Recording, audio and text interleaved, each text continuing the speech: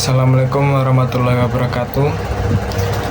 Perkenalkan, nama saya Vicky Maulana dengan NIM 17230424 dari kelas 17 2A 26 Slipi, mata kuliah Pendidikan Kewarganegaraan.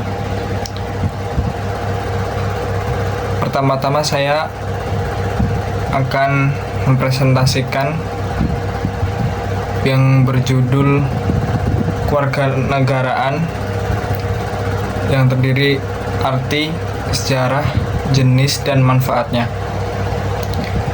Kewarganegaraan penting bagi setiap orang di negara karena kewarganegaraan menemukan keanggotaan seseorang dalam suatu negara. Secara umum, kewarganegaraan adalah hal-hal dalam hubungan warga dengan negara. Arti kewarganegaraan dikenal dengan kata citizenship, artinya keanggotaan, yang menunjukkan hubungan atau ikatan negara dengan warga negara. Menurut Kamus Besar Bahasa Indonesia, warga negara adalah penduduk dalam sebuah negara berdasarkan keturunan, tempat kelahiran. Mereka punya hak dan kewajiban penuh sebagai warga di negara itu. Kewarganegaraan adalah hubungan individu dengan negara. Kewarganegaraan menunjukkan kebebasan dan warga negara memiliki hak, tugas, dan tanggung jawab tertentu. Secara umum, warga negara punya hak politik penuh. Kewarganegaraan menunjukkan kebebasan dan warga negara memiliki hak, tugas, dan tanggung jawab tertentu. Secara umum, warga negara punya hak politik penuh, hak untuk memilih dan memegang jabatan publik. Kewarganegaraan adalah bentuk kebangsaan yang paling istimewa. Istilah yang lebih luas ini menunjukkan berbagai individu negara yang tidak serta-merta memberikan hak politik, tetapi menyiratkan hak-hak istimewa lainnya, khususnya perlindungan di luar negeri. Ini adalah istilah yang digunakan dalam hukum internasional. Untuk sejarahnya, konsep kewarganegaraan pertama kali muncul di kota-kota Yunani kuno. Ini sebagai reaksi ketakutan soal perbudakan.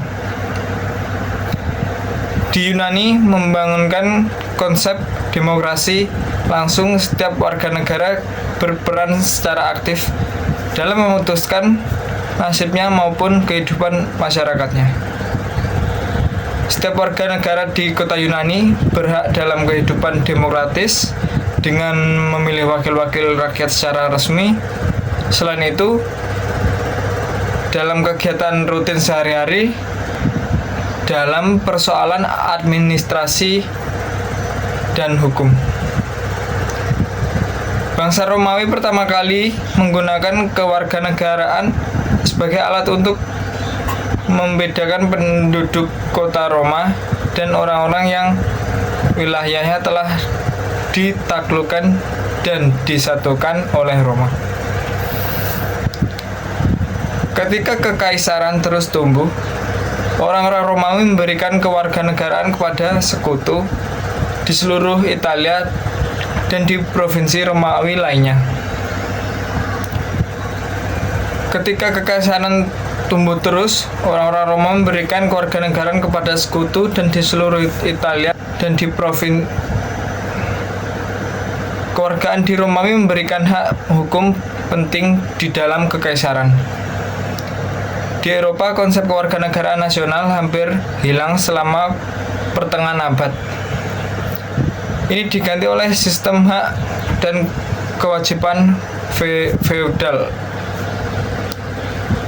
Pada akhir abad pertengahan, kepemilikan kewarganegaraan di berbagai kota di Italia dan Jerman berubah menjadi jaminan kekuatan bagi pedagang dan orang-orang istimewa. konsep kewarganegaraan modern terjadi perubahan pada abad ke-18 selama Revolusi Amerika dan Perancis. Konsep warga negara datang untuk menyarankan kepemilikan kebebasan tertentu dalam menghadapi kekuatan paksaan dan raja-raja absolut. Di Inggris, konsep warga negara merujuk pada keanggotaan kerajaan di daerah atau kota setempat. Ini digunakan untuk menekan posisi warga negara kepada raja atau negara.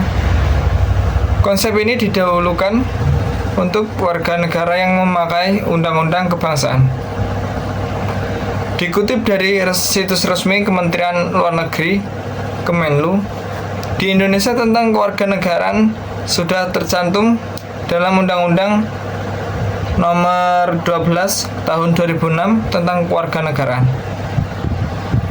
Undang-undang tersebut adalah pengganti UU Kewarganegaraan yang lama, yaitu UU Nomor 63 Tahun 1958, karena sudah tidak sesuai dengan perkembangan masyarakat dan ketatanegaraan Republik Indonesia.